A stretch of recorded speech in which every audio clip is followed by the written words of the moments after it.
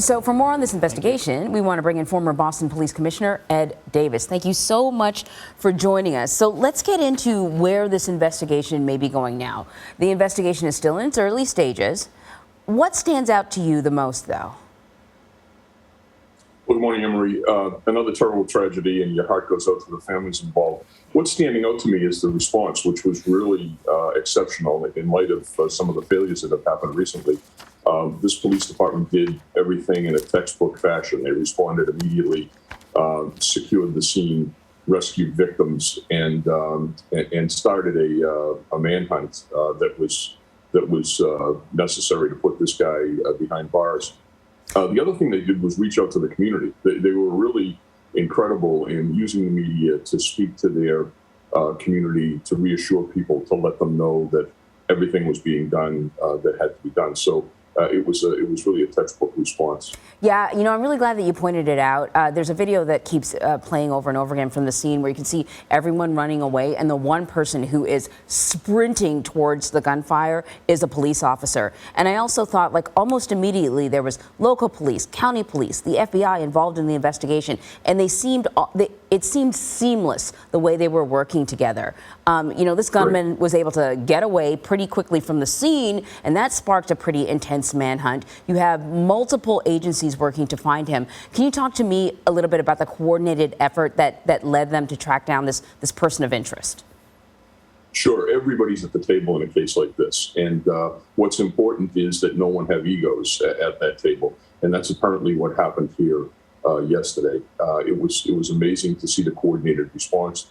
You get the local police, you get the state police, you get federal agencies all pulling together in what we term as one mission. It was very directed at securing the area, collecting evidence, but most importantly, running this guy down and making sure he was in custody. And, you know, you brought up the fact that he got away. That's not unusual in situations like this. If you don't have eyes on the suspect, or you don't have a really good description of the person responsible, as you're rushing to the scene, everybody else is rushing away. And it's very easy for a bad guy to sort of melt into that crowd and just run away. So I was not surprised by that at all.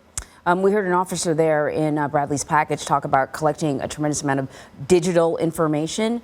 When it comes to the investigation, where are investigators going to be looking? What sort of information, what are they combing through right now?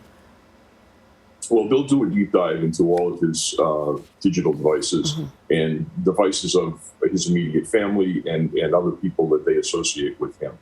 So they will see who he's speaking to. They will see what he's put online. They will look at all of the internal documents that are on those computers too. That provides a wealth of information as to motive, as to what was in this guy's mind when he did this. The other part of that investigation is running databases on him, tracking where he's been.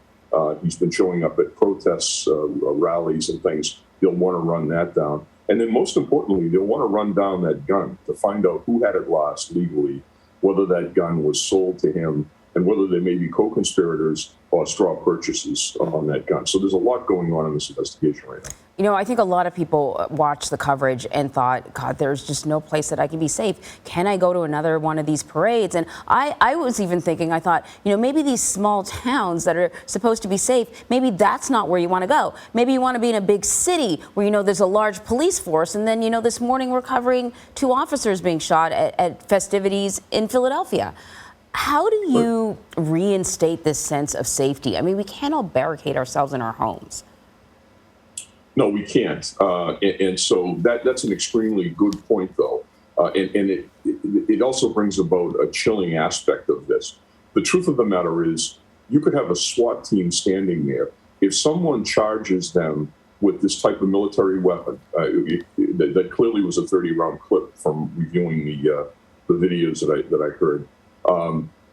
Some of those SWAT team members are going to be killed by an aggressive attacker that people are unprepared for. It's impossible to stop someone with that kind of weaponry who's intent on killing. He can be on a rooftop, he can be in a crowd, he can be behind a storefront. There's no cover in an urban environment for that stuff. The bullets rip through telephone poles, they rip through mailboxes, dumpsters, whatever. all you've got is concealment in a situation like that. So the problem is the weapon and the capacity of the bullets, in addition to the insanity and the ill motive, sort of the bad intent of the people involved. Yeah, you make a great point. Commissioner Davis, thank you very much. Thank you.